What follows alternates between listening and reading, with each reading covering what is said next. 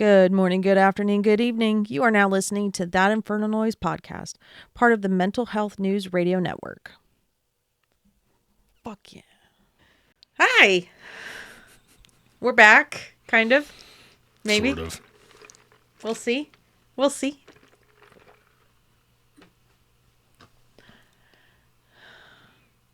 I don't even know where to start. I don't. As much as I would love to say, oh, I know how to start this one, I don't.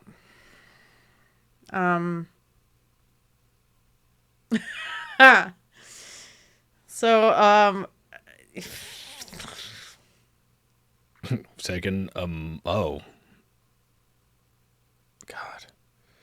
A month off. not tomorrow, Monday. Yeah. Well, I guess just explain why.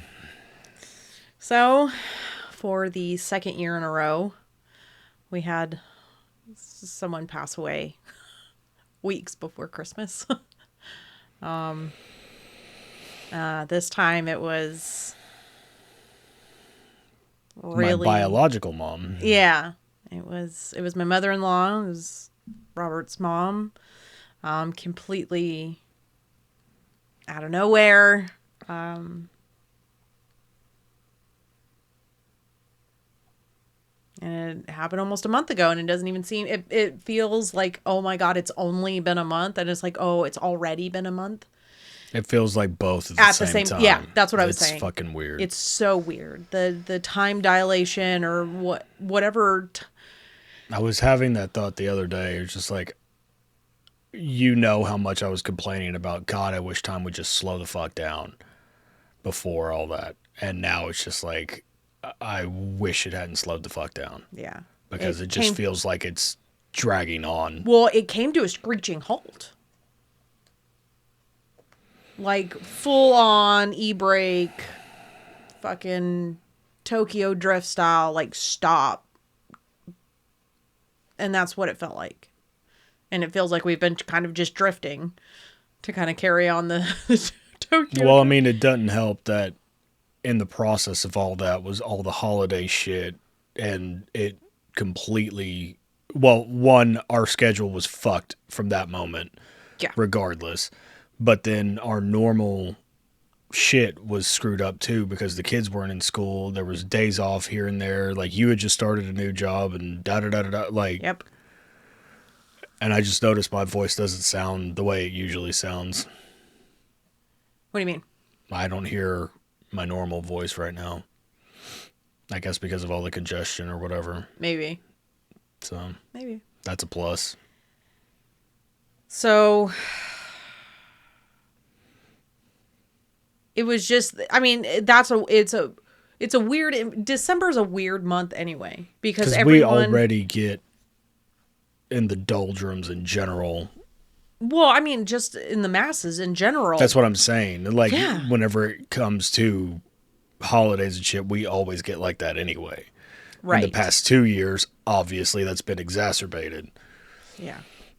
And it's not normal that right after Christmas, I'm like, take these fucking decorations down. But that's how it was this year. It's like, I don't want to see it. It just kept reminding me. Yeah. Unfortunately. Yeah. And it didn't go through the, what is it, like the withdrawal of taking it down like I usually do. Yeah. Where it's just like, oh, that helped. Like. It did. Sort of. Because it's not. A reminder. I guess. I don't know. And I don't even know if this is going to see the light of day, but I can already feel the tears here. I feel like we're going to put it out. I can already feel them right here. I can feel them. So I'm going to cry. Just putting that out there for everyone. Because this kind of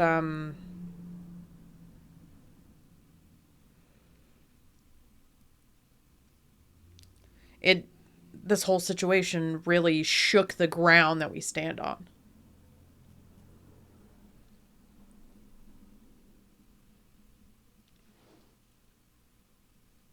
Mostly because In the past 5 years, we've had four deaths. 5.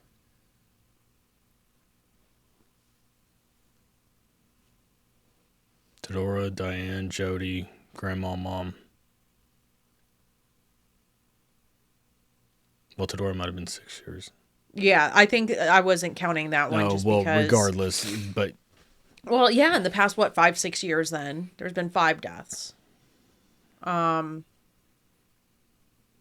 Most of them, actually all but Mom's, you could see coming. Tedora had dementia, Alzheimer's. And she had it for a while. And was, and so did Grandma. And Grandma's was quicker. It wasn't.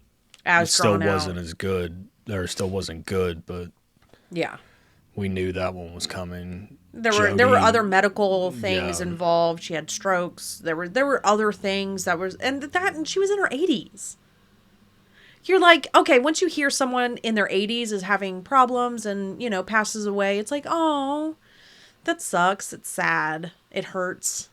But they were in their 80s. They had a long life and they got to experience a lot of shit. And I'm not saying Diane was older and had health issues. Yeah. Jody obviously had. Well, he had wasn't cancer. Older, but he had cancer. We at least knew that there was preparation. Coming, you know what I mean? Yeah, I hate saying it that way. There was prep time for everyone but Mom. There was no indication. No, there was no. I mean, she was a type 2 diabetic. But she wasn't having complications with that at the time. She wasn't. She had actually been better about all of that. Yeah. So it really shook the foundation, especially with it being a year and 2 days. Literally a year and 2 days. Literally a year after Grandma died. I think that's what. I think the suddenness and the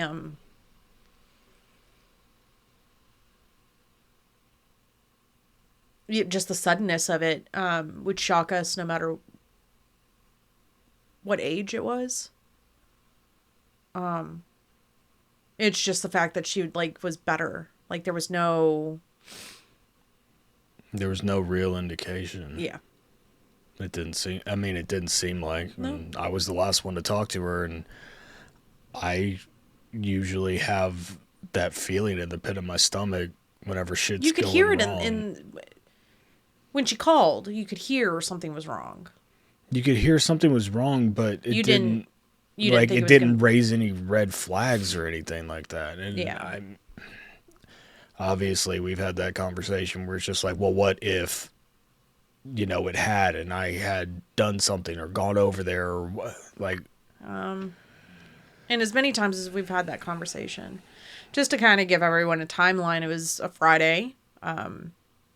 We had one kid home from school. They weren't feeling well. So we had 2 at school. We had our youngest, and when I say the oldest, I don't mean the oldest of our children. I just mean the oldest of our children that are in school. So we had our oldest in school. We had our youngest in school. Our middle school child was home already. Middle school child. No, he's literally in middle. Sorry, that's just.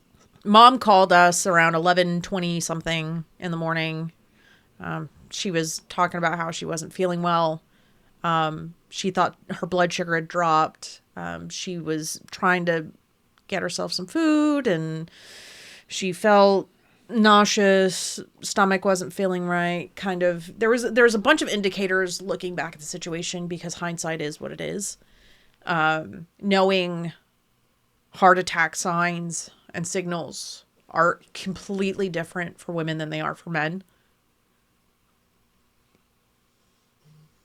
And knowing that anxiety is a big indicator for women, feelings of anxiety, hearing the beginning of our conversation and how she was feeling, I think that's what it was.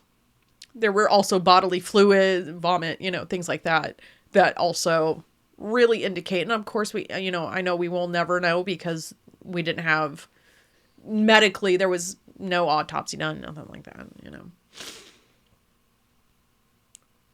But we get a phone call that she's not feeling well. We talked to her for almost 15 minutes.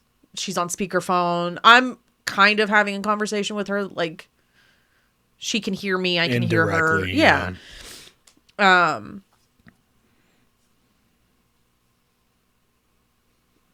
You know, and by the end of it, it was laughs and smiles and jokes.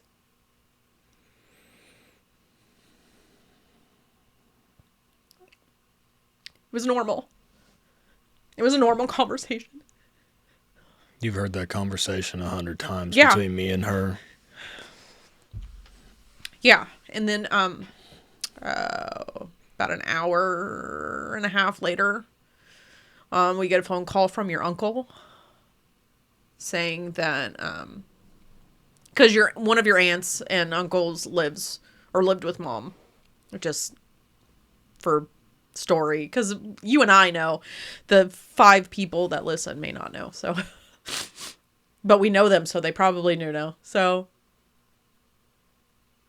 we get a call from your uncle that your aunt had found mom unresponsive, and that's all we knew initially, was unresponsive. He's trying to get home. We're trying to get the kid that we have home sick, and ourselves together, because we're trying to go over there. We're trying to figure out what's going on. We're trying to... What the fuck happened? We were just talking to her an hour ago, hour and a half. And we're maybe 10 minutes out from the house, and we get another phone call from your aunt. Paramedics were there. While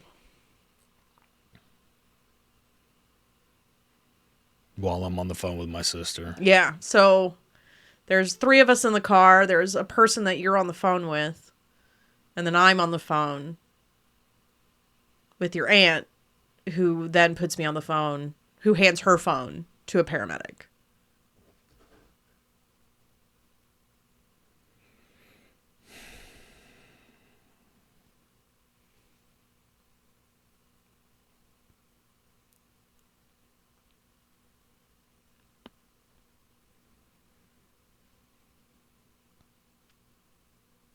I could never be a paramedic. I could never. Sorry, I was just thinking about the conversation I had with that man.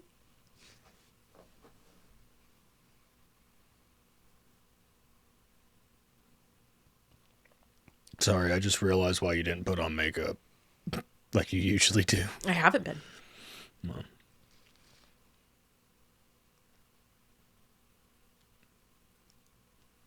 He walked me through what was done medically, the condition she was found in, and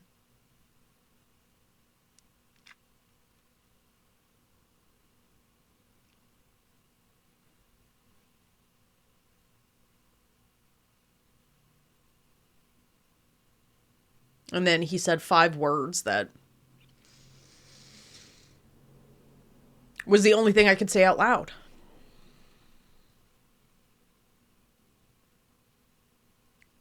I heard words in my head, and it was just like a microphone or a megaphone. Because what he said in my ear is what came out of my mouth. I didn't formulate new words. I didn't put new words in. He said there's no signs of life.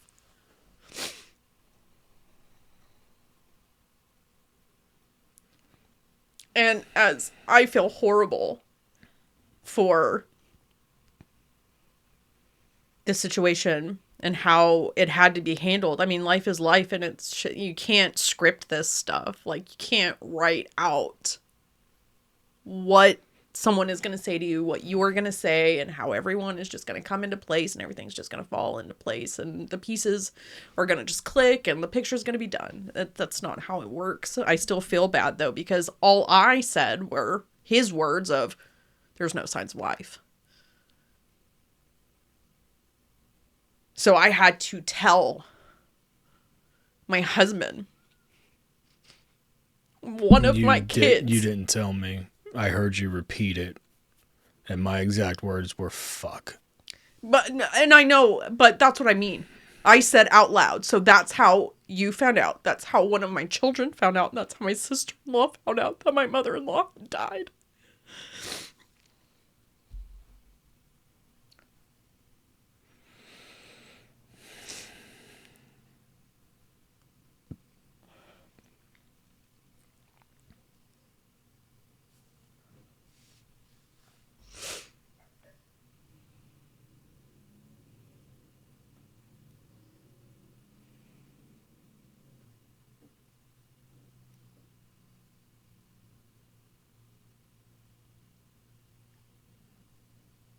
Knowing that they tried, though. They put the pads on her. They tried. They tried. Means, I can't even say it means a lot. Because I think that by that point it was doing it. It was, what's the word? Perfunctory. Because they have to. Well, I mean, they have to try everything. They do. I just, I remember every detail about that day. So do I.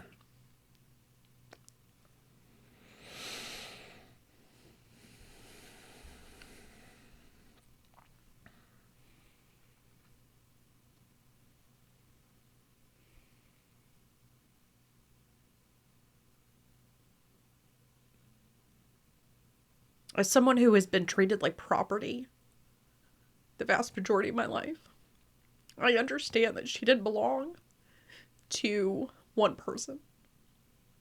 She wasn't just your mom. She wasn't just Crystal's mom. She wasn't just Mama. She wasn't just A daughter, a sister. a sister, a friend. She was a human being.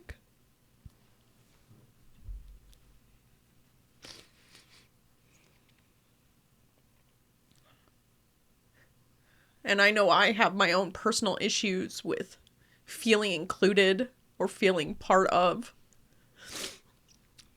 But that woman never made me feel out of place.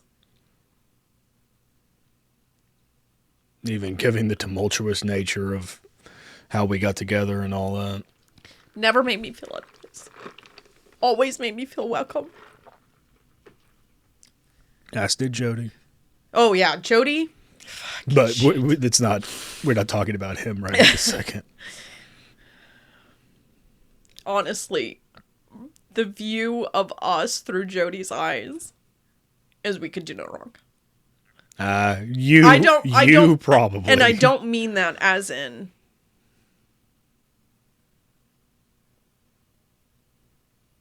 I don't mean that as in. I know I pissed him off. Multiple times. And I'm not saying, but it was because of me and Mom's relationship at the time. He didn't expect anyone to be perfect, obviously. And I think that's what made it so great that he thought that we could still do no wrong. Like, he would still get mad, he would still get angry. But the amount of care and compassion and love from that man was incredible. And the same thing goes for Mom. Like, you only see people from certain angles, certain sides, certain points of view. I almost wore my Obi-Wan shirt. For the record. But, like,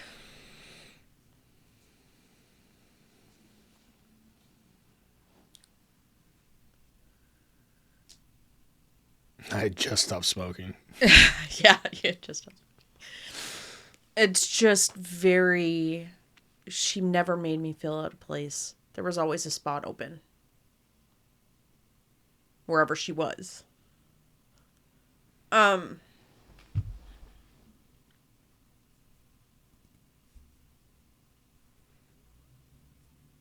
And I know there's probably people out there asking why I'm talking so much about your mom, but It's hard. Like, I've talked to so many people ad nauseum about all this shit, and it just sucks to talk about, to be completely fucking honest, you know? Like, I've rehashed it a million times in my head. It's caused all manner of fucking anxiety and, oh, well, what was that? I had, okay, initially I didn't want to go to sleep. Like, I was just scared of fucking everything. And I still am to a certain extent, but almost a month later, it is getting a little bit easier.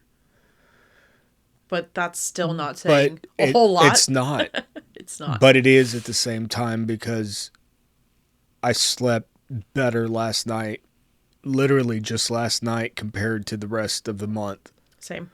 I don't know why. I'm thankful for it. So thankful for it. Because I've been feeling like I'm going insane. Like, what is reality? And I was already questioning that shit before this happened. And now I'm questioning the questioning. And like, nothing makes sense to me anymore. I've said that so many times. Nothing feels normal. Nothing feels right. Nothing feels... And I mean, it's trauma. It's 100% trauma, because it came out of nowhere. With the other 4 that we were talking about, we had preparation. We knew that this was going downhill. Make your peace, kind of thing. Even for Grandma, I mean, I understand she was incredibly important to you, but there was still a decline. We could still see it coming. We knew that there was an end point. I mean, it's even... We knew the train left the station. It's crazier than that for me, because I have been terrified of Grandma going since I was a child. So I've had 30 plus years to come to grips with that. If that even makes sense. No, it's I like, get it. I was terrified of that, because Grandma was, for all intents and purposes, my mom the majority of my life. You know, so she was the one that I was worried about at the time. It never even entered my mind to think about Mom until more recently, comparatively. Within the past couple of years, yeah. Because she had her health issues previously, and, you know, making sure she got to the doctor, making sure she went to the emergency room, and I sat up there with her, and like the whole 9 yards, like all of that. All of that. Took her to doctor's appointments, and we had no problem doing it. And it's like, that's fine. But there was nothing saying that it was close to being the end. Exactly. Like, there was none of that. She was 61. She just turned 61 in June. Like... And it still fucking rattles me. And I know I'm saying that only a month out, but... It still rattles you. Picked a hell of a time to quit fucking smoking. Yeah. But because of all this, I'm scared to even fucking smoke. Yeah. I'm scared to do anything. I mean, that was the amount of trauma this has caused. And I went back to fucking therapy. I've started weekly therapy again already, because I know it's going to be a fucking problem. Well, and it's already been a problem. I mean, hell, what was it? The day of the funeral? I had a psychotic fucking... Oh, you're pregnant. I have an IUD.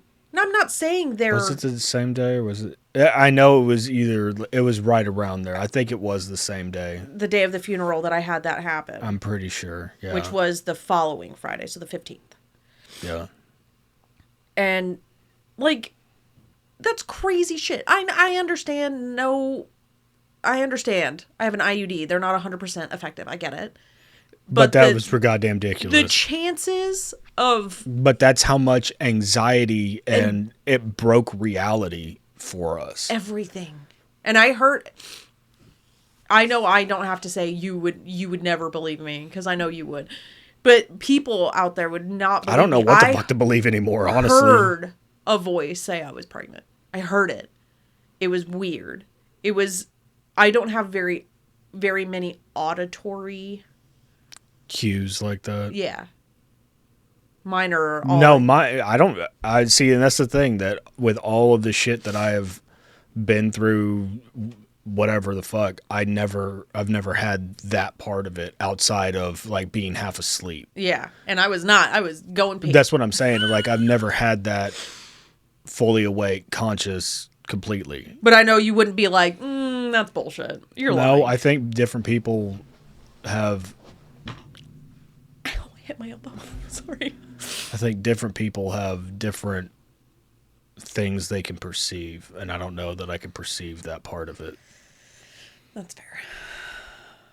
Because outside of a handful of things, and again, in and out of consciousness, half asleep is when it happened. I've never fully seen something either, but I can feel shit. Yeah. Like I have that intuitive thing where it's almost like I ask a question, and before I get done asking the question, I have the answer in my head. Yeah. So I think that is more my side of it. And I'm having to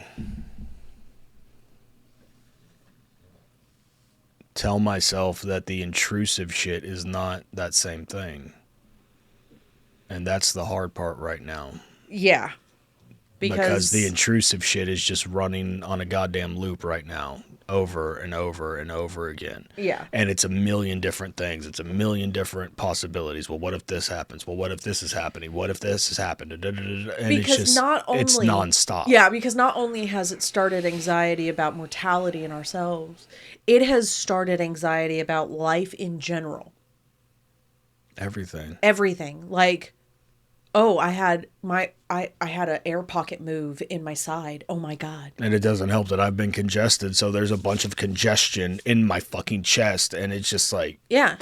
Then you hear certain things or you see certain things, and then you start it enhances the anxiety. It's the WebMD bullshit. Yes. It's think something, you Google it, and oh, you got cancer. Yeah. Like, it's all, yes. That's how.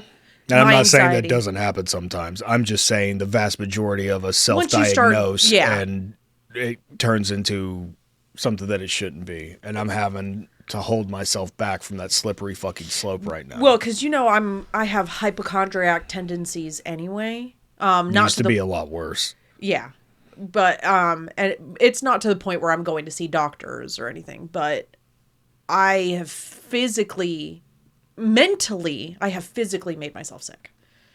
Like through the power of my thoughts, I have made myself sick. I've done it too. You've seen me do it. Where I just had an anxiety attack and I made myself fucking throw up, which isn't fucking healthy either. Yeah.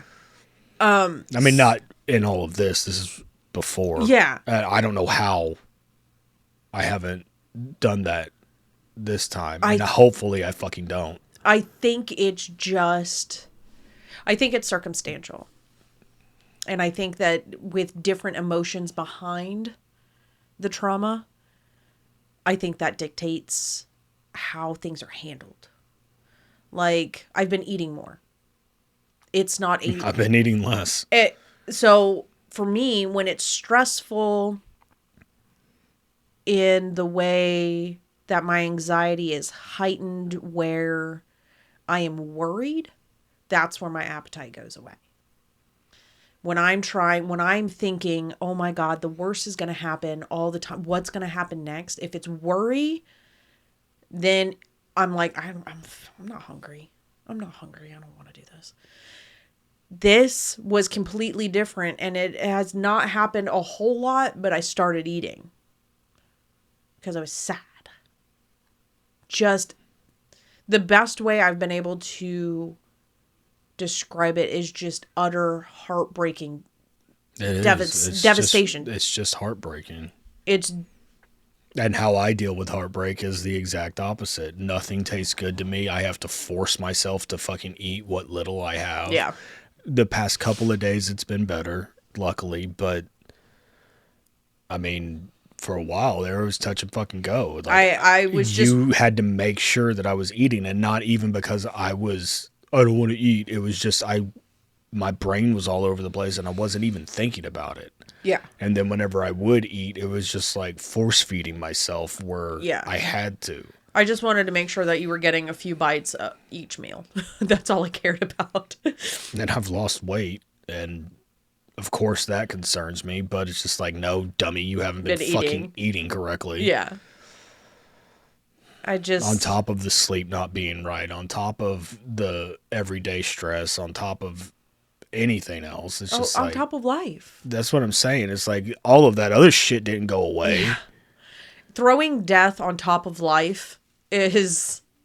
And having to deal with both simultaneously is incredible. It's a weird free fall sensation. It's like because when you're in one of those. It's the bipolar shifts. It's like you don't know what is going to trigger what's going to cause what, right? Which side your brain's leaning toward at any given moment. It's just like, oh, I guess we're doing that now. Well, yeah, because you're just suspended in limbo. Mm-hmm. It's like one of those G-force rides where you are dropped and you're just kind of floating for a second.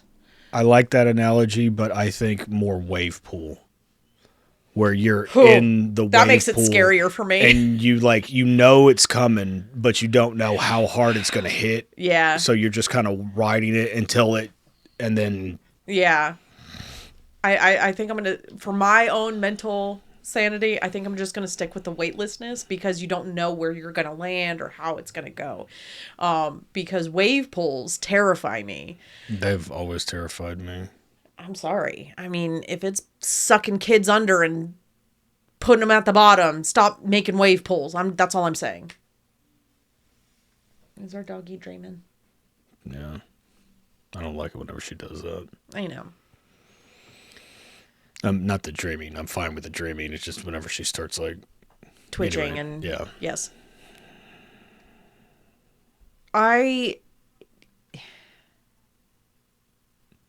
And the fucked up thing is I haven't wanted to talk in general. Yeah. And that's... everybody knows that's not fucking me. Not you. Everybody saw it on New Year's Eve. Gabriel was worried about me. Mandy was worried about me. Jimmy saw it. Ariel fucking saw it. Like, you obviously saw it. And everybody was worried. And I felt like a dick because everybody was worried about me whenever we're supposed to be celebrating. It's, circumstantial. A lot of things are circumstantial. It's it wasn't about the day. But I was trying to get away from everything that one day, and it seemed to be the worst on that day. Because that was the day she would have called you.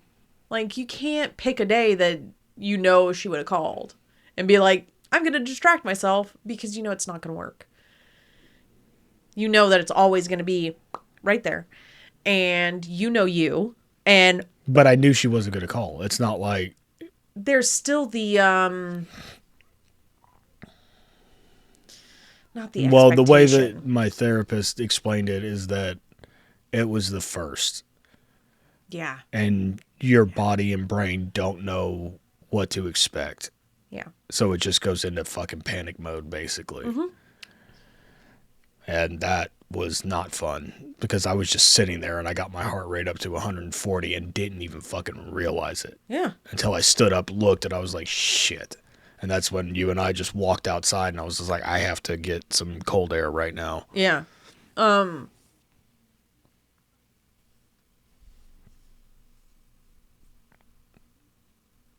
Because this isn't just, all of this is just fucking weird. Because, and I hate to bring this, I hate to say it this way, but you're the first one to lose a parent that, like a mom. A mom you are, yes. Well, mom, yeah, but Gabriel lost his dad. And that, I'm not going to put all of his shit out there, but that was rough. It fucked him up more than a lot of shit has fucked him up. Whether or not he'll admit it now. Well, he does admit it now, so I can say that, but like, it's not easy. I mean, Jimmy lost his brother. Yeah, that was rough. Mandy lost her brother. That was rough. You know, Ariel lost her dad. Like, everybody in our group has lost a lot. just because they haven't died doesn't mean you didn't lose them, and doesn't mean you weren't going through the same fucking shit. Oh, I know. I'm just saying, don't downplay it, because that shit arguably hurts worse than anything the rest of us have gone through. I'm that's just what I think, because I've been on both sides of that coin, and I know how much the other side hurt too. So I loss is loss regardless.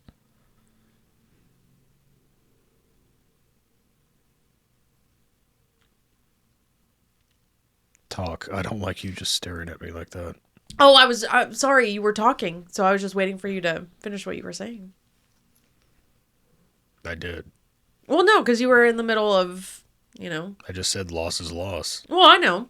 But you were saying stuff other than that. That everyone's experienced loss, and it's absolutely true. The masses look at loss differently.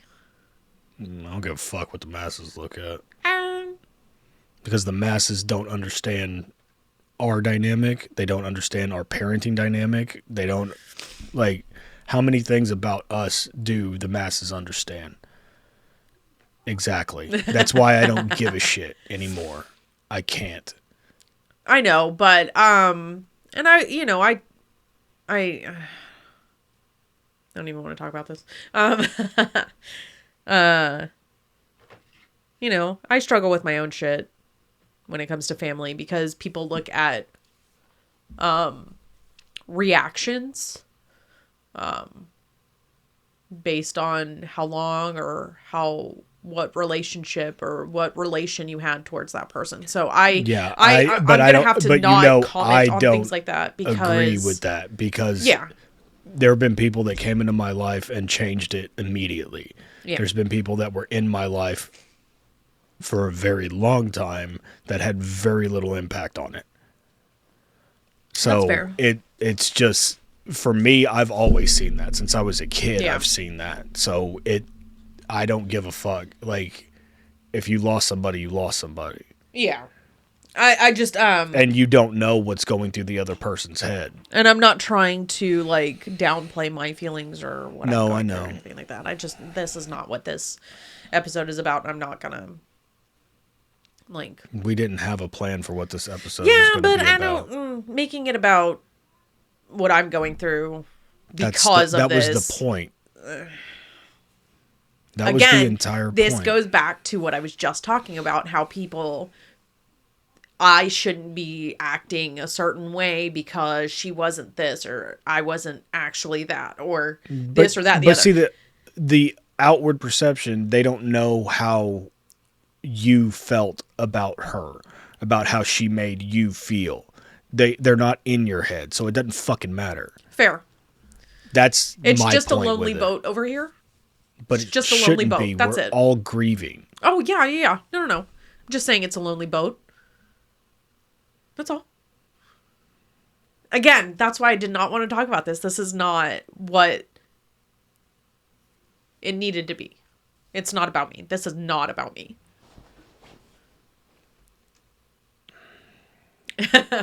It's not. Yes, it is. It is. And you putting up the stiff upper lip shit is what's been getting you into trouble. And don't act like it isn't. It has not trouble. Yes, it is. You can't fucking sleep at night. Don't tell me it's not. Well, fair. That's fair. So talk.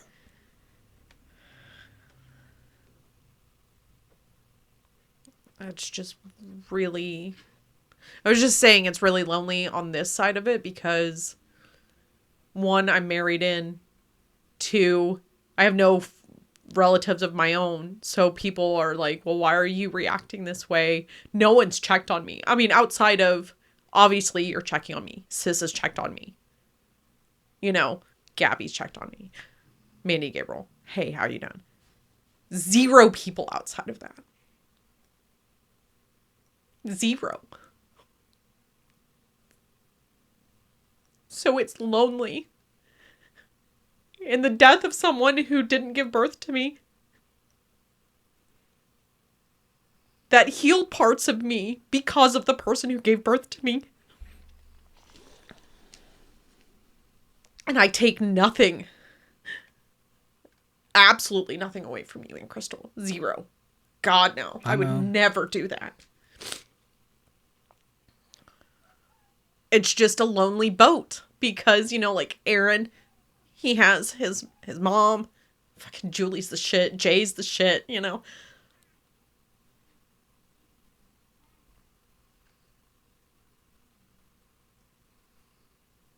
So it just makes the healing and the grieving extra.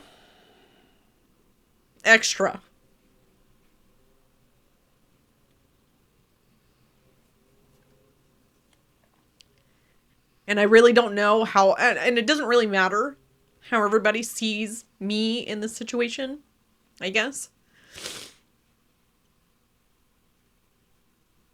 Because again, like I was telling my therapist yesterday, I was like, it seems wildly inappropriate, incredibly selfish, and I don't need to say anything about it. Yeah, but that's causing more shit. I'm talking to you about it. I'm talking about it. I just don't like to because it seems like I'm being... I can hear people saying, and not anybody in particular, so it's not that. It's I just know like, who it is that's saying it. You know... And it's in your head, and I know who the fuck it is. Oh, yeah. I mean, I can see where people would be like, why are you so... She wasn't your mom. I can see that. I've heard people matter. say, not towards me. No, it's not you've heard people say that. It's you've heard one person say shit like that and it hurt you. And it stuck with you this entire fucking time. Yeah, but there are people out there that are like that. But you don't give a shit about them. It's the one person that said something like that at a very important time in your life. And it destroyed you. And it's still fucking with you to this day. I wish I didn't have to say which time in particular are you talking about. Are you talking about all of them? Are you talking about one in particular? Or there's one in particular that I'm talking about, but the car situation. Yeah, that's the one that I'm talking about in particular. And I know that sounds trivial whenever you just say it like that, but knowing the full story and knowing everything, yeah, I know how much that impacted you. And it's that voice in your head that is doing this to you. That's because disregarding your feelings. I do fear like people in your family being like, why I don't give a shit. I don't give a shit. They're my fucking family and I don't give a shit what they think. And I'm not saying that I don't love them or appreciate them or anything like that. It's just their opinion of how anybody is reacting right now means nothing. Because it means nothing for me to say how they're feeling either. Everybody's dealing with this in a different fucking way. I just think that the same way we all dealt with grandma's passing in different ways. It's not part and parcel. Yeah. Nobody has an opinion on how anybody else is grieving. Yeah. Because that's just a fact, in my opinion. And if anybody does, it doesn't matter. Yeah. It's just like this is going to be my only chance to grieve for a parent as well. No, she didn't give birth to me. I think you learned from last year it doesn't matter if they gave birth to you or not. It doesn't. I have 3 phenomenal kids. Well, I meant because of my reaction to Grandma. No. But I know that from my side, too. I have 3 beautiful children who I did not give birth to, who I just took one to a fucking college audition today. So I know. You don't have to give birth to children to absolutely adore them. I love all my kids. Yes. And literally, I don't have a favorite. I don't have you know how like, oh, there's you love one more. No. Even We're not scumbags though, so we don't have a favorite kid. yeah. I just I don't, again, and this is going to make me sound selfish. A lot of people aren't going to see from my point of view that this is my only shot. This is my only shot at family. Extended family, the cousins, aunts, uncles. This is my only shot for that now. I don't have that to go home to on the holidays. I don't have that to send birthday cards to. I don't have that to share my wins and losses with. That was the last text message that I got to send Mom. Was that I was starting my new job on Monday. I'd have no one else familially, if that's the word. I have no one else to share those things with. Outside of the family that I've created. So yeah, it does feel very lonely, and it does hurt that no one's checked on me either. But I am grateful for the people that have. And it really shows me who deserves my time and energy.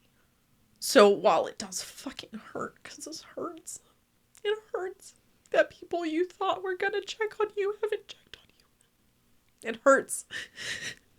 And it adds to the pain that's already there. And like I was trying to tell Joe yesterday, my therapist, I was telling her, I was like, you're already dealing with this.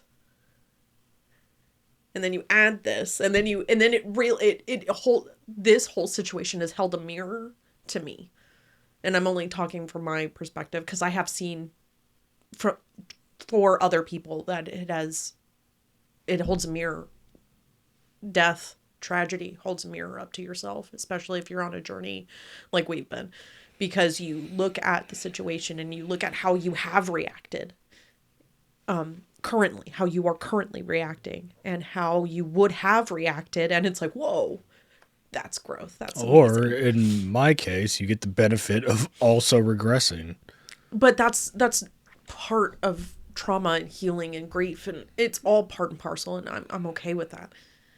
But then it also, for me personally, has held the mirror up to all of my loss and how much I don't get because I never had it. And while I know that there are people out there that are like, well, how can you miss what you never had? You don't understand. And I was trying to explain the amount of emptiness. Yeah, but then they have never experienced it, so they have no basis for comparison. And I was telling Joe that. I was like, I'm grateful for people like that. I'm so happy that those people don't feel the weight of emptiness. Because this is what this shows.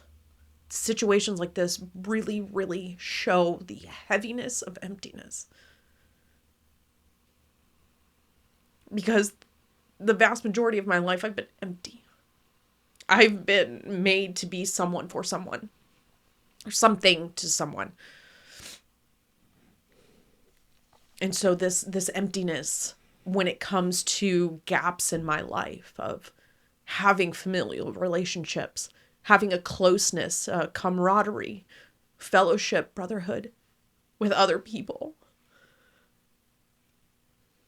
And then when times like this happen, and then you're like made to feel by the masses of, well, she wasn't your mom, so you're going to sit in this box over here. Not knowing that this is going to be my only time. Jody was my only time to grieve a dad. Angie, mom, is my only time to grieve a mom. Because my birth mother, I've already grieved.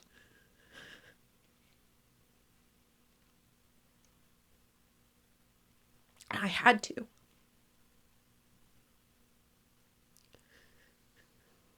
So, while Sorry, I don't mean to laugh. It's just the way you did that. It seemed like a hard segue. Like, so, how's your day going? That's what it. Sorry, it did a whole thing. Well, in my head.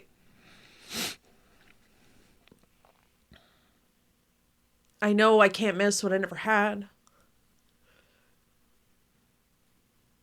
I know that on a biological term, I know that people are going to have their opinions. It is what it is. I know that people are emotionally going to have their opinions, and it is what it is. But I got more healing from her than I ever thought I would. Because her life healed me in ways. And of course, there were times where I was like, man, I forgot we made plans to take mom to a doctor's appointment and I don't want to go. And you know, those normal life things. And of course I had those with mom. Where it's like, we all had to roll our eyes at her. And that's okay.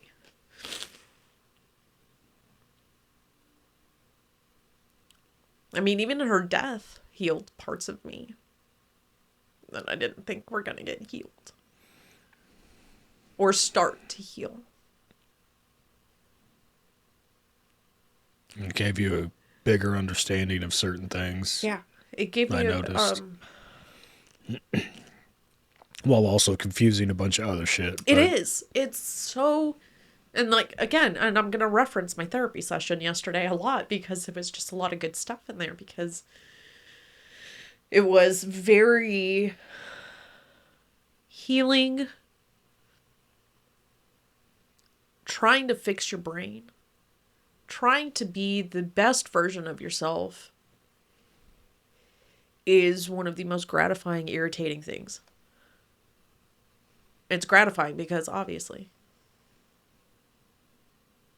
I don't have to hate the person I look at every day because of my healing.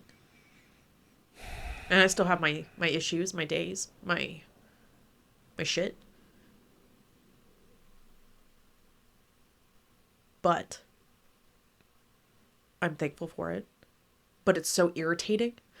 And I was talking to you about this yesterday, where it's like the bell's already rung. You saw behind the curtain. You the saw Matrix the wizard analogy. Yeah. Once you see the code, you can't unsee the code. And you can't. And it sucks. And that's the biggest part of what you and I are struggling with right now. It's just like, I just want that blissful ignorance back. Yeah. I want to be that ditzy blonde at the concert, just swinging her hair, smacking the woman behind her. Poor thing. I felt so bad for that woman. We're just like, fucking stop it. I felt so bad for her. I really did. But I want to, not to be an inconvenience to anyone, but to be just so unaware of my surroundings.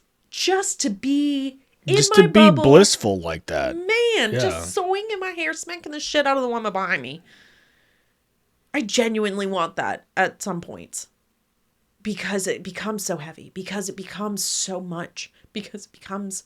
You get tired of being Atlas, dude. Like, that's all it boils down to. It's like, and I already got a bad back and bad neck and back shoulders. It's like, I don't That's even what hold I'm it. saying. Is like, people like us, we grew up different. Like, we had to mourn relationships with our parents at such a young age. While they were living. That it fucked us up. Yeah. Like, there's no other way to describe it. And, like, this is... I wouldn't even say the second time I've had to lose my mom. It's more than that. But it's just, I don't know. I agree with what Joe said about it's the 7-year-old coming back out and just, I don't want to deal with this because that is what it feels like. It feels like all of those other times. You just want to throw your fist down, stamp your feet and fuck this. And that's what I did initially. Yeah. Whenever I walked in that fucking house, I hit the wall, I picked up the chair, I threw that motherfucker, and I screamed, God damn it, at the top of my lungs. And it scared the shit out of my entire family. And it just is what it is. Like, I feel bad because my niece had to see it. But outside of that, I don't care. Because that's just how I felt. And I never, as a kid, I was never able to do that. I was never able to scream out loud and Same. like just let it out. I Yeah. always had to bottle it up. It's like I'm almost 40 now. Like I don't give a shit about bottling up anything, but unintentionally I do because I'm scared of that Life? side of no, I'm scared of that side of me. I'm Oh, scared yes. of actually burning the bridge down while I'm on it, as much as I say when I'm pissed off that I just want to burn it all fucking down. Yep. You know, and I part of me believes that I need to get diagnosed with bipolar, but Excuse me. at the same time it's just like I figured out how to deal with whatever the fuck it is for so long. The bipolar thing on you, I know that you self-diagnosed that a lot. And especially You within the you past month. tell me younger, knowing how I was younger, and whenever we first got together, you tell me that wasn't fucking there. Tendencies maybe, but Tendencies my ass. I was fucking narcissistic like a motherfucker. Okay, that's... I didn't give a fuck who I hurt. I didn't give a fuck who I manipulated. None of that shit. It was about me, and that was it. My word was law. And again, yes, okay, maybe it's just tendencies, but me being a piece of shit is a legitimate fear in my life. And you've done the work to not do that. After being a piece of shit. Yeah, but the thing is that actual sociopath, actual narcissists... I didn't realize it at the time. Fair. I realized it hindsight. You're like, that was later. That's why I'm saying I do think Fair. that there is something there. Now I have enough knowledge to know, okay, maybe it was, maybe it wasn't, but I am self-aware enough to know that I was a piece of shit at times. Fair. To some people, probably all the time. I just...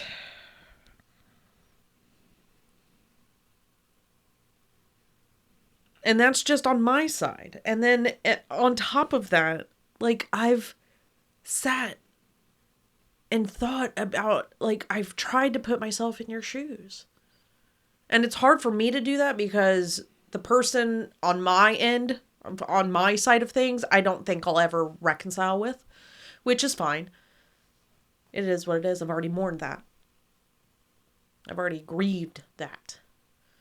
But I have, and I can't even begin to imagine. Because I know that, like with my mother, y'all's relationship wasn't always the best. And I know that there was a lot of trauma there, but unlike my mother and myself, there was acceptance of responsibility. There was remorse. There was Recompense. Where recompense. she actually made the correct efforts. Yes. On her own. Yes. And that's what we love. And that's why we love her. And that's why I think that this was more devastating than it would have been before. Because we want to have people that want to be around us. Yeah. That want. I mean, you and I both have wanted to make people who didn't want to be around us to stay. But I think this does hurt more because of that. She wanted to be around us. She wanted to do better. She was trying. Actually, she wasn't trying. She was just doing. Like she was taking care of shit on her own. Yeah. If she needed help, she was reaching out. If she needed a ride to a doctor's appointment, if she needed something, if she wanted to hang out, if she was reaching out, she was asking for help, she was doing the things that we said, hey, do these things so we know, so we can help. She was doing those things. She was doing. She wasn't trying anymore. She was doing. And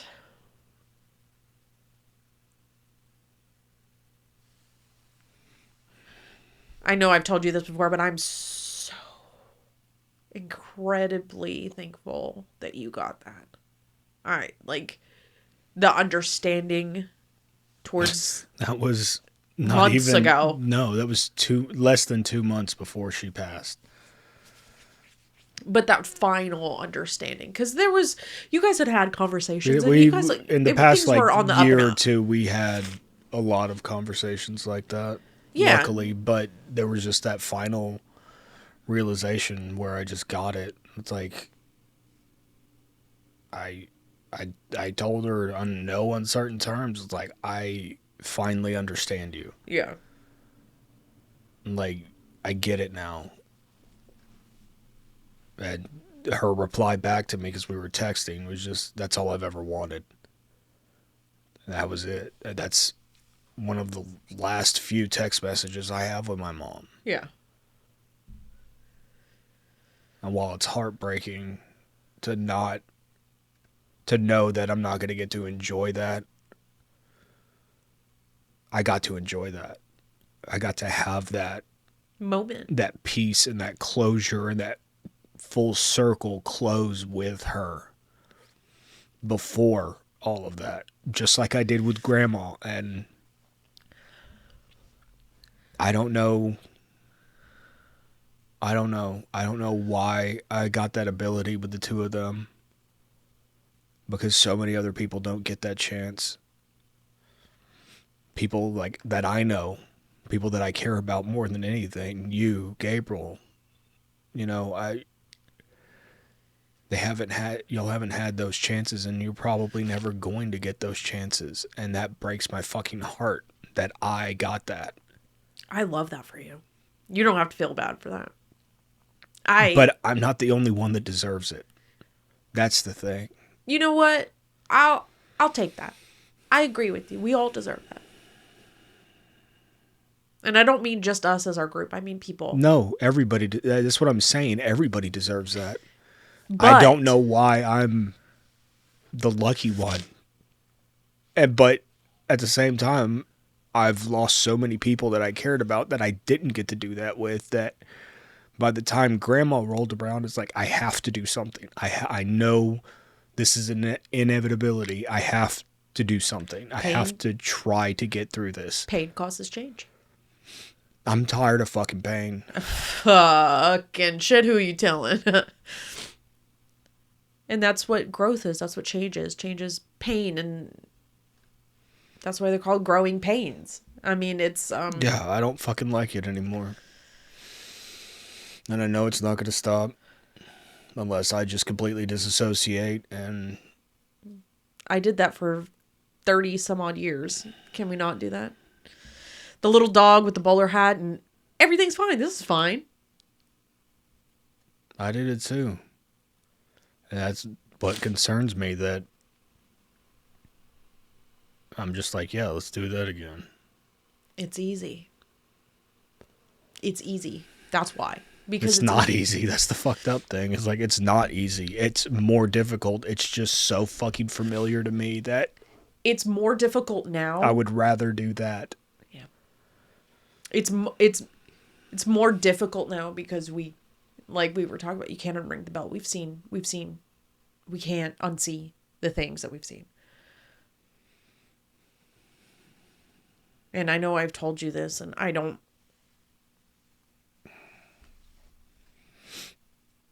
that me saying this will fucking change nothing. And that's okay. But I have to say this again. I'm incredibly, incredibly sorry that this has happened.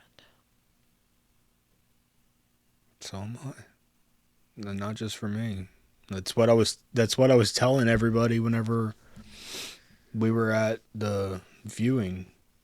It's like Grandpa, Maria, and Theta, and all of them were coming up to me saying, I'm so sorry. And all I could think to say was, I'm not the only one that lost somebody. Yeah. Like, she was your daughter. She was your sister. Like, yeah. I get it. Like, this is not just about me. And it's not. It's about all of us. We all lost somebody. Yeah. And it's not more or less impactful because we're not in each other's heads. We don't know. Nobody knows my experience any more than I know theirs. And that's fine. What we need is to all be empathetic towards each other and just understand that we're all fucking going through it right now. Yeah.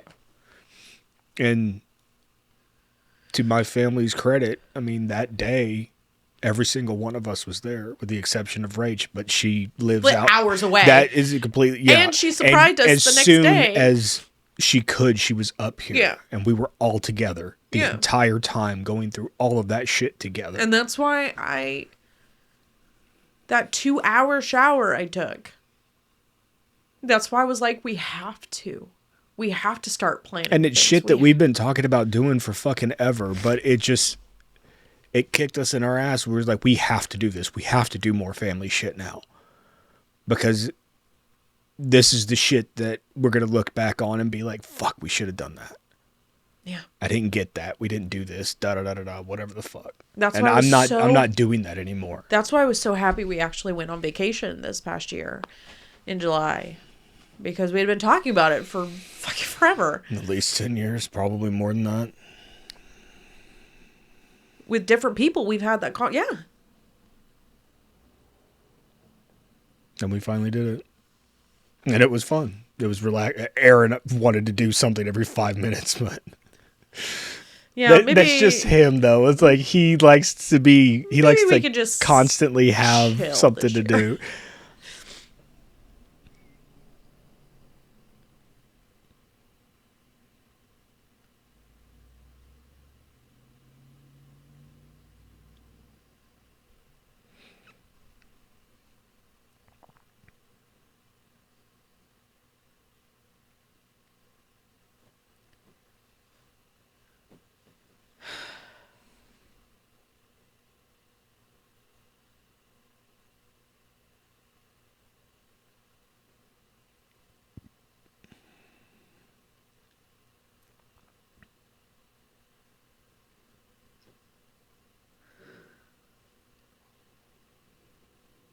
The amount of caring that I felt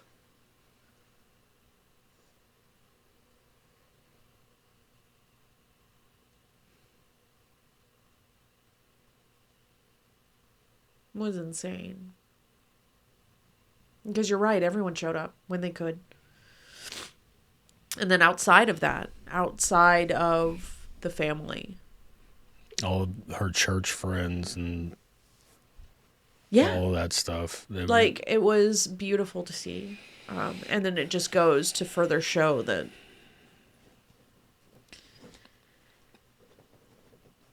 the impact we have on people, big, small, who we are, what we do, matters.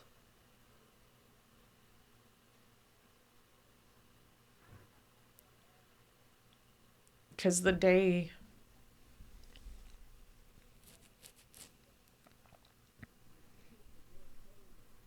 when you are no longer here and you are in a box and people are standing around you,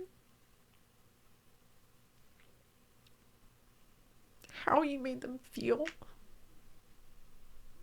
who you were to them is important and it's special.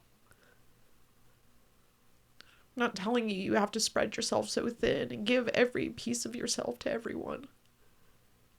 Because that's not healthy. Because I've done that my whole life.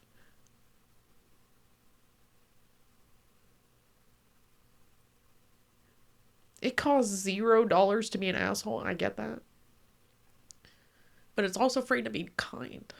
It's also free to be welcoming. To be respectful. Not only that, it actually makes you feel better in the long run.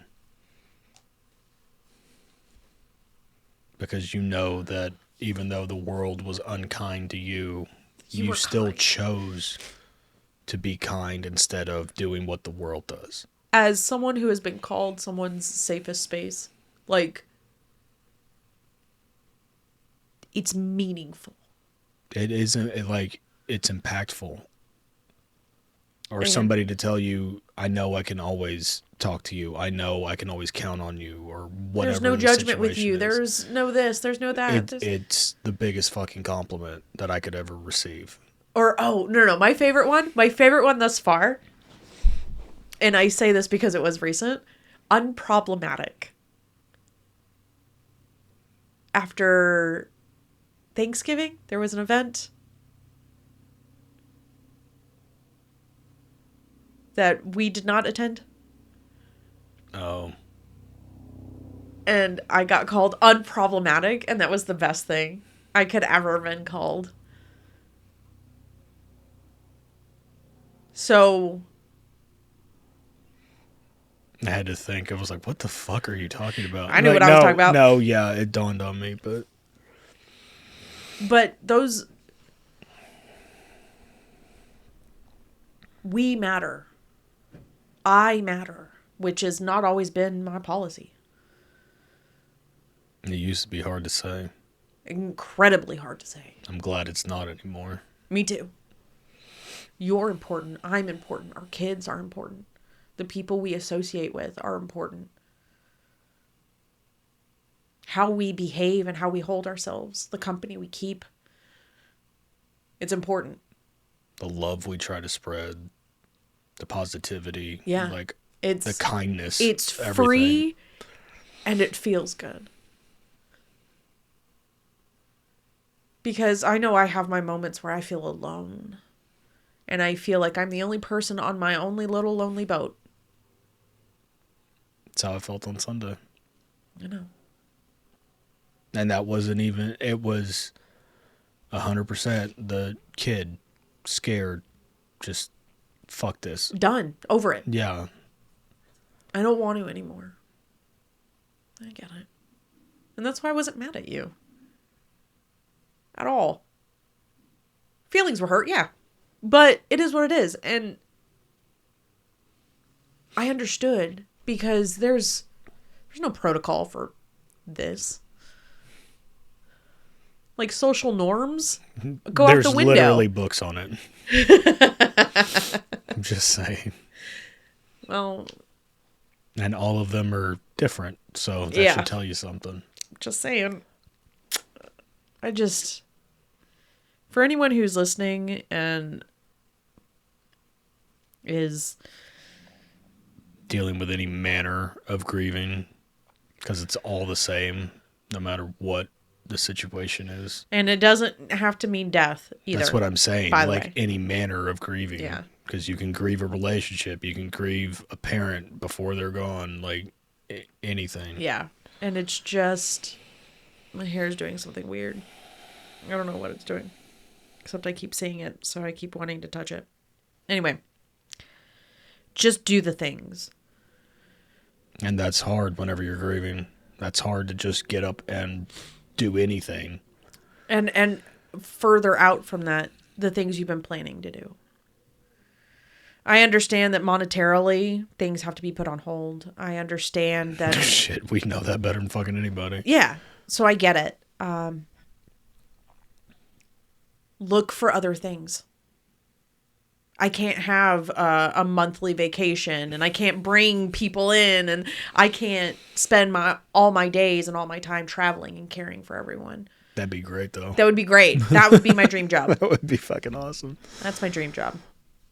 If money was no object, oh, that's okay. I just thought of another podcast episode. Yeah. Sorry. But I can't do that. But what I can do is I can try to organize a monthly potluck. Hey, I know that we all have lives. I know we all have families. I know we all have jobs. I know we all have life. But once a month, can we try to... Hey, I know we won't be able to make it to all of them. Well, we will because... We're the ones doing I'm planning it. You know, but... And we don't expect everybody to show up for every single one because that's unreasonable to put that expectation. But just as much as we can. As you can. Yeah. Because I'm tired of being, we should have done that. Oh, we should have done this. Oh, man, I wish we could have. Oh, we should have hung out. Oh, I wish we would have. Yeah, fuck all that. I can't. And we keep saying that, too. Yeah. But I have a feeling this time it's going to fucking stick. I can't. I've already got our first month planned, scheduled, well, I mean, there's more planning, but I can't. That's how I have to get through this. That is how I have to try to make myself feel better, and that all of this is worth it, is by making other people feel better too. You spread what you felt, not hold it all in. I'm not gatekeeping kindness. That's the point. And I think that's what more people need to understand in general. And granted, There's no gate. There's no gate to our it kindness. shouldn't take a literal life-changing moment to do that. And it hadn't, because we were already like in that mindset. But this is just the swift kick in the ass of, where it's okay, just like, you have stop to do making this. excuses, Yeah. stop getting in your own way, just fucking do it. Well, no, because it's also easy to get.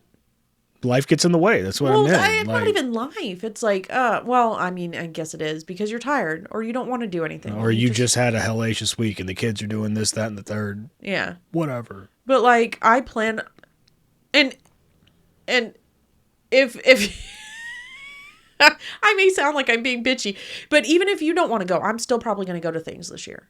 Like, if it's too much for you, like if you're overwhelmed and it's like, oh, there's That's still happened. That's happened before. Yeah. Where it's just like, go. Like, I can't deal with it right now.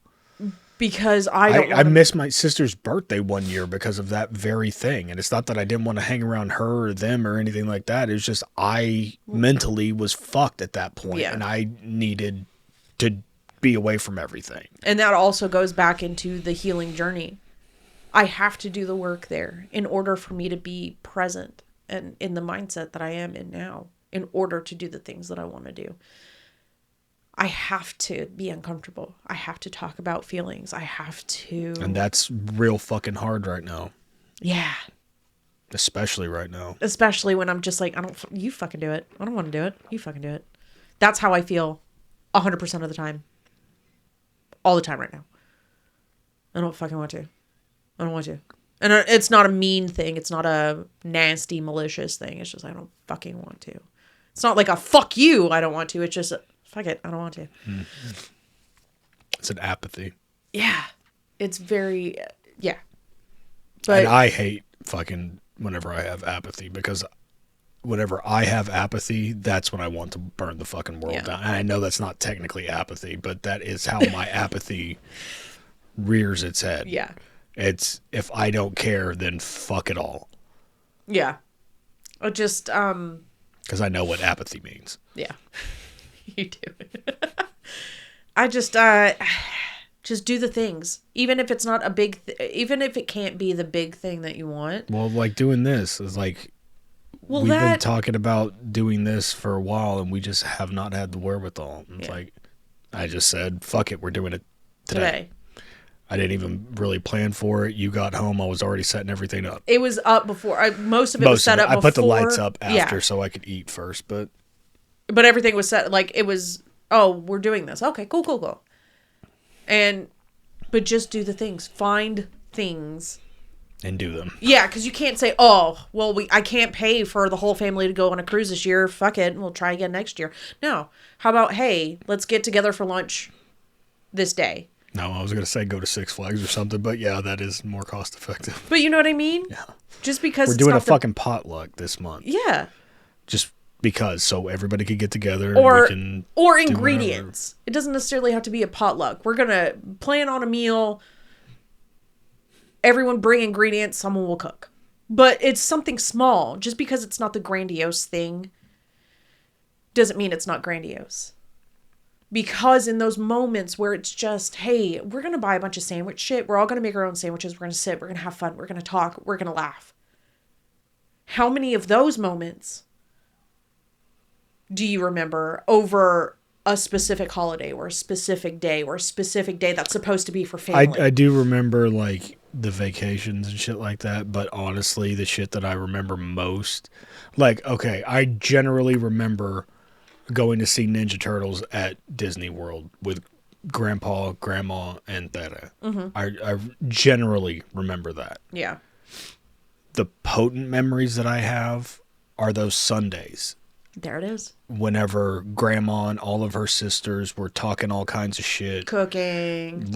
Laughing, just having a good time. And music. I didn't understand any of what the fuck they were saying, but you could just feel that vibe.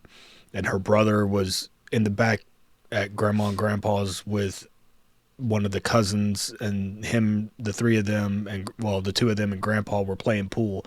I learned more about life that way.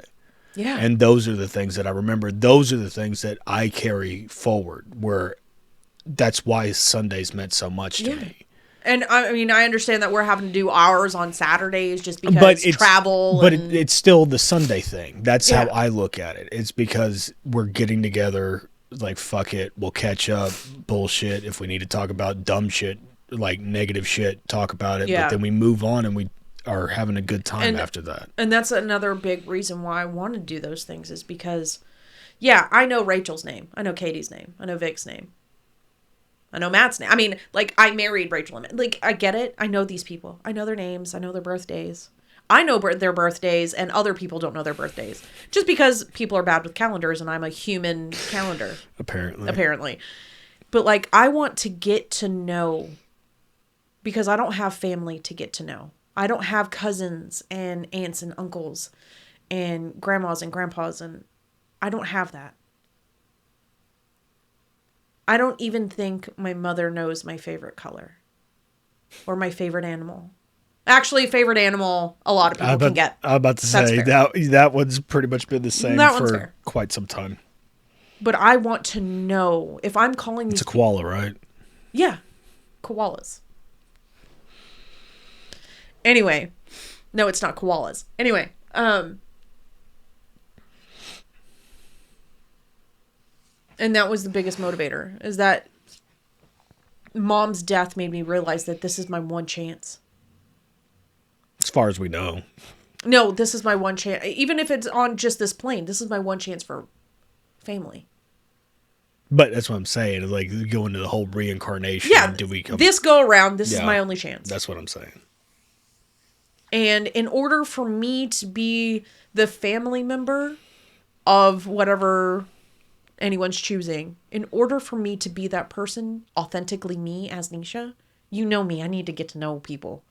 I need to know details. I'm a catty bitch. I sip all of the hot tea. Like, I like to know. And cold tea. Yeah, cold.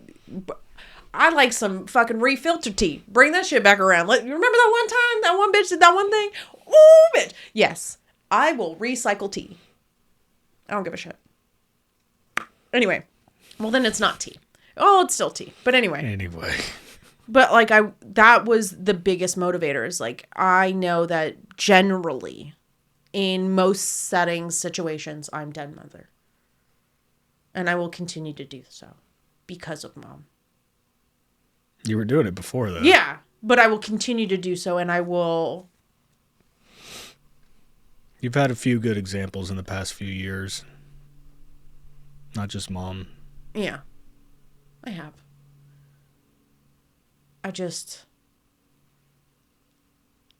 In order for me to be authentically me, I have to get to know people, because I've always wanted for people to get to know me. And see, the thing is, if you asked anybody, everybody would say that they know you. I would hope so. Like, just... I'm an open book. Like, ask me a question, I'll answer it. But you're so open that everybody feels like they know you. Like, I guarantee you, if you asked all of my cousins, they'd be like, yeah, I know Neish. She da-da-da-da-da, and just start rattling off shit, because that's just how you are. And I know, obviously, I've been present for 12 years in the family. So it's just, that was one of the biggest things. It was, that shower changed my perspective on a lot. And like, I've felt the vast majority of my life has been, I was a purpose for someone else. And I realized that I still am. But that it doesn't have to be in a negative way. I can choose this. I can choose this path in life. I can choose to be the person that people want to call for advice, for, hey, let me see what she thinks about this. Or, ooh, she'd get a kick out of this. Or let me see if I'm tripping. And I've had people call me, and you've heard those conversations. Let me call Nisha. I've heard that from multiple fucking Let me people. call Nisha. Let me see if I'm tripping Like, on hold this. up, am I tripping right now? Like, yeah, bitch, you tripping. Because I will either A, tell you, yeah, you are. Knock it off. Or B, be like, I don't know. Do I need to turn into an FBI agent? There's some smoke right there. Yeah, I'm telling you. And I've heard both sides of that. I will be that person. I will be... You're unapologetically honest, but in a way nicer way than I used to be. I've gotten better about it, admittedly, but... And I know this is a weird fucking thing to say for this episode and this moment, but thank you. Thank you for being who you are. Thank you for leading the life you've led. Mistakes. And Why'd you start with mistakes? Huh? Why'd you start with mistakes? I mean, no, I'm kidding. The good, the bad, the ugly, everything. Thank you for everything. Because without you, and I understand that without the older generations, there would be no you, and I get that. But between you and I, and in this moment, without you, without me meeting you, without our paths... I get what you're saying. ...crossing. I don't get Grandma. I don't get Jody. I don't get Mom. I don't get Sis, Aaron, my niece, my nephews. I don't get my cousins. And if you guys don't want me to call you that, fuck you. I don't get my cousins. I don't get aunts, uncles. Sorry. You know what I mean? Yeah. And I do understand the fact that if I was married before, like I had other in-laws. I get that. And this is no diss on them by any stretch. They were fantastic people. They were good people. But I've noticed that my family has a unique dynamic to it. It is. And I didn't appreciate that until more recently, where it's just like, oh. I mean, we all have our shit. Everybody's got their opinions about this, that, and the other, but whenever it comes down to it, we're a legit family. Yeah. Like, that's on some mafioso type shit. And, you know, everyone is going to have their own opinions and points of view. We don't agree on fucking hardly anything, actually, if you really break it down. But we're there for each other. Friday, December 8th, 2023. Everyone showed up when they could. Every single person.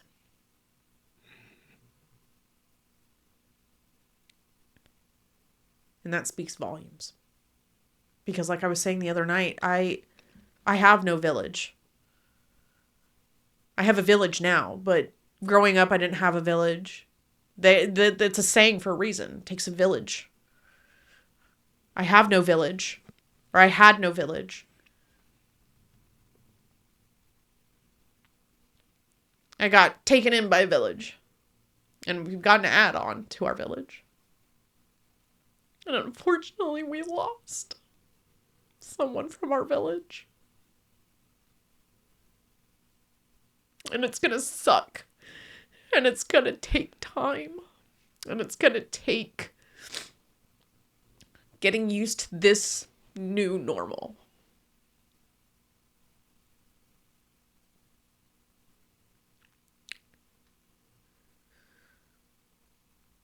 But we got it.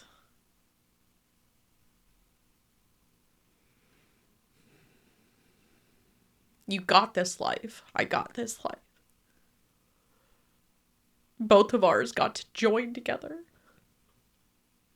And make a new one. And make new lives. We have a whole other generation of people that we get to care for. And it is not an easy or fun job. But you get, like today, I got to take my daughter to auditions for college.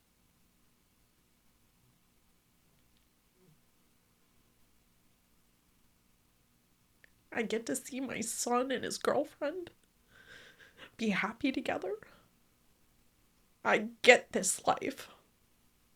Unfortunately, a lot of it has been burdensome and hard, painful, so much pain, loss, grief. All of it. But I get this. I get to do it.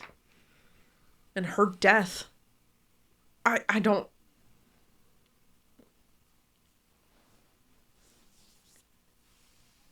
I learned more in her death than I... That's what I've always told you about me. Like, death affects me in a weird fucking way. I am utterly heartbroken, and I know you are too, and we're all devastated, and this fucking sucks. But it has this weird way of putting shit in perspective. And for some people, it takes shit out of perspective. But for me, it's always helped, kind of. Because... And I don't mean that they're gone. I mean that it makes me appreciate what I do have. Yeah. And the opportunity that I do have. Or what, like, however you want to look at it or phrase it.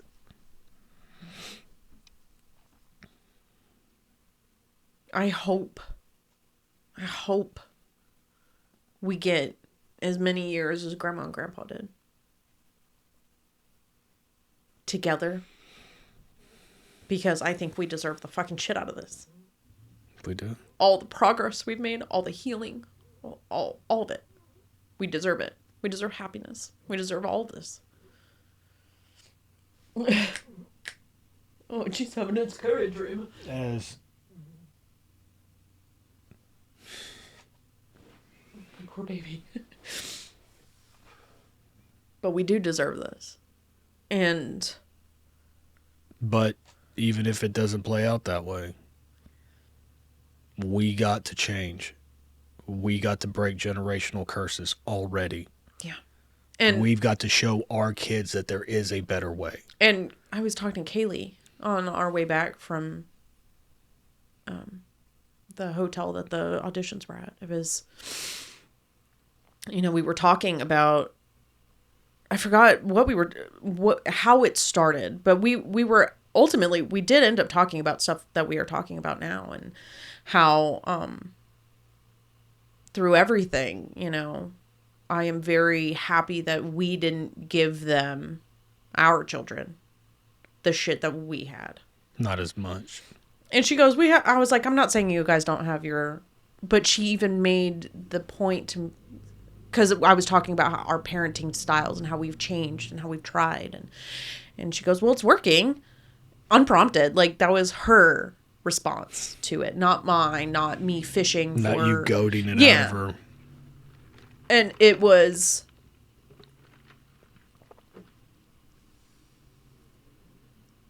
immense. Because, again, all of this brings a mirror to so many things that I can sit down and I can look at and be like, okay, because I compare myself to my mother a lot. It terrifies me to be her. But then I can look at today. I can look at... whenever we were having that last conversation with Kaylee. Yeah. So many. There's so many things you can look at and point to and be like, I made a different choice right there. Yes. So many, because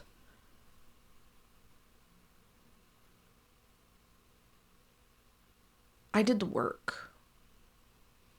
You did. And nobody can take that away from you. You did the work, and I'm proud of us. And at the end of the day, I know that our kids will look at us and be like, we see that you've tried. We see that you are actively doing things differently, and thank you. My daughter told me it's working. So what else, or anybody else? Chris has said the same thing to me. So if anyone else has, outside I don't give a fuck my if children, anybody else has an opinion about it. My children told me I'm doing good. My kids say, and I know that sounds a lot like, my mom says I'm cool. Cool. But I don't give a shit. My kids think I'm cool. My kid's opinion of me as a parent is the only thing that matters to me, realistically. Agreed. Because I know my opinion of my mother, and my opinion of my mother and my kid's opinion of me are two totally different things. That's a win to me. So as much as I would love for Mom to be here. Because there's so much that's coming up. And I know if you were to ask living Mom if she would have wanted to stay here to see all of it, obviously she would have said yes. But I know that however all of this works, she sees, she hears, she feels something. But she's at peace on top of that. Yeah. And because of her, I get to see things differently now. She already helped in pieces of that before that.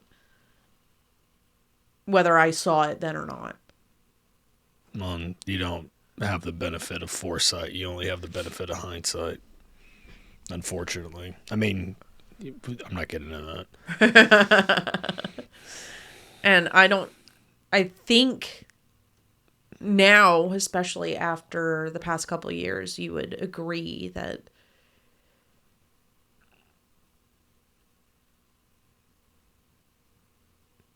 she actually did her best. She did what she thought was best. She did. After a certain point, yes, she did. Yeah. But that's all that mattered. And I'm not taking anything away from her. It's just she and I had that conversation too. Yeah. And I'm not going to sugarcoat it now just because she's gone. It's like things weren't right for a very long time. Yeah. But we understood that. Yeah. We had that conversation. Yeah. And she made amends for it. She did we both mended the fence, so we had that little bit of peace left. Yeah. And I'm thankful for that. So am I. So am I. Because I try not to live vicariously through anyone. Because I think that's unfair to the other person. I really do. But at the same time, I understand it. Especially in this situation. But you getting peace and understanding and closure in the relationship with your mom.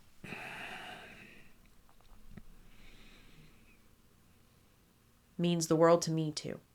Not just to you, because I know how much it means. You saw it. You saw firsthand exactly what it did. Yeah. So. And like I've said so many times, I'm so fucking stoked you got that. I'm so happy you got that. Because I kind of got it too a little bit. And I know it'll never happen in real life.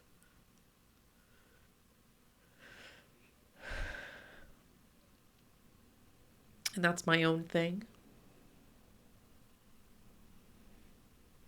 But I'm okay with that. If the other reconciliation never happens, I'm okay.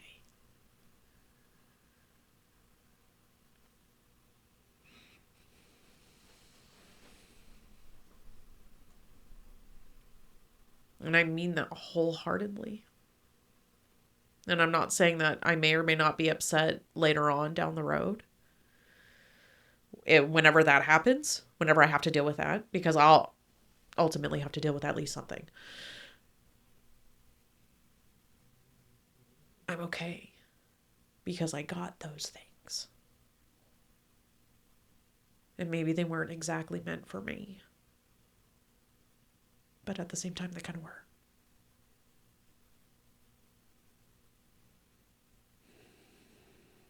In our relationship and our journey together. In our journeys separately as individuals. It's all of this has been, I guess it's all working towards something. And I guess I kind of feel like Randall from Clerks 2, where it's not building towards nothing. It's building towards something. I just don't fucking know what it is yet, but I don't know how we're going to get past this. And I don't know how the new normal is going to go. But I know it is going to go. Because that's how we're going to honor. Because I didn't know Todora. Unfortunately. You never got to meet her. Yeah, because she was already had been sick.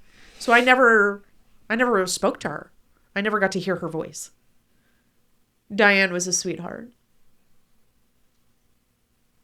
And again, didn't know her as well. You did because they I lived... grew up next to Yeah, her. she lived next door. With Jody, he wasn't the first male figure in my life that wasn't a piece of shit. But he's one of the ones that I related the most with because he was the step parent. He was the outsider who married in. And I felt very... You felt a kinship there. so much. And I miss him. All the time.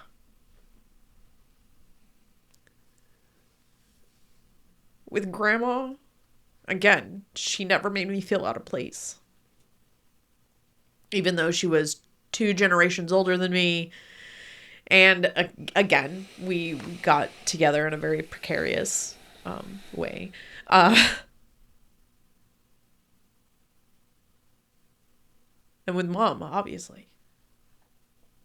But they're the reason why I know that things are going to keep going. And we're going to keep trying our best and doing our best every day.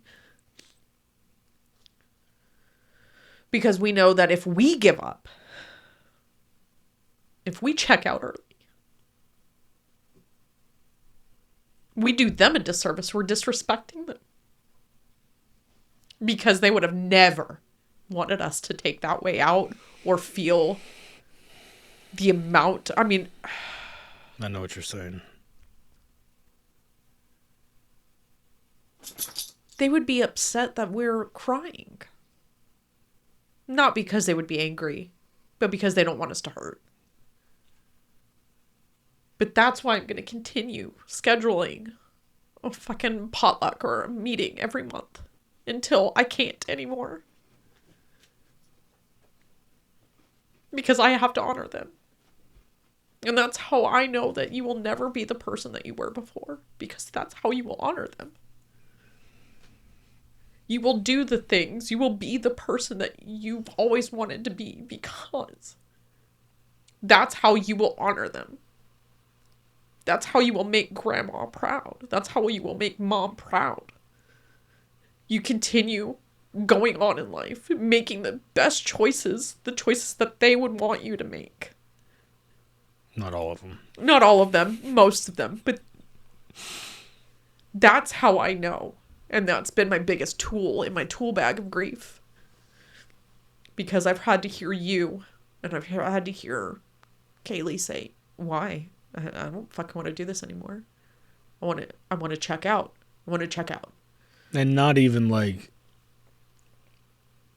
that. It's just, what's the fucking point? Yeah. Kind of thing. Because it doesn't feel this. It's not the same feeling. Yeah, but it's still very in the same vein, kind of. But It's more nihilistic than yeah. anything.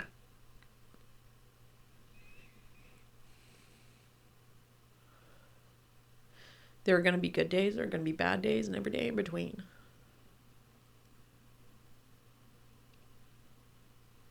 And days like Sunday are going to happen. Days like today are going to happen, where it's just a fucking good day.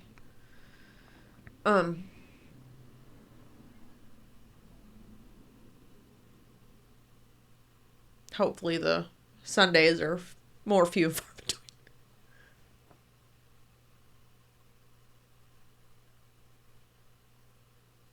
And I don't know if I just hogged the microphone or if, like, I felt like I was talking incredibly copious amounts when I shouldn't have been. I don't know. It's okay.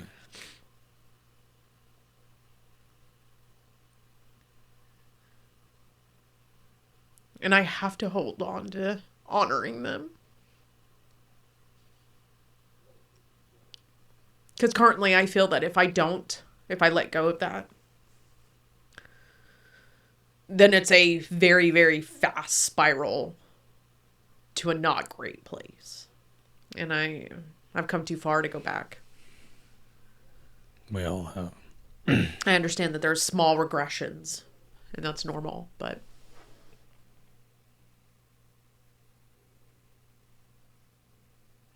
But yeah, I think I'm just gonna, and I think we all should just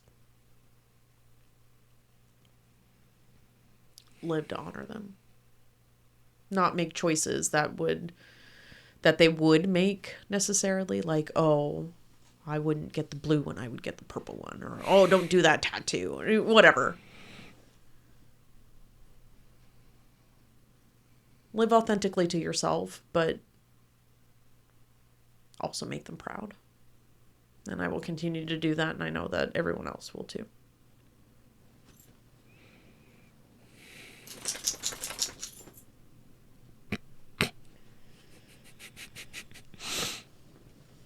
I don't even know if that picked up. That was funny. I think that's all I have.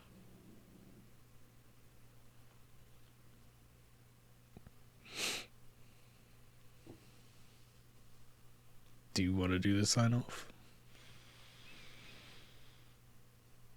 No, you can do this time. I don't do it though. That's the point. All right. Fine. Let me get all the mucus out of my nose. Let me fix my hair so I can kind of look. Oh, nope. Anyway. All right, everyone. Do all the social media stuffs. Like, subscribe, share. You're not alone. Reach out if you need it. And come back next time.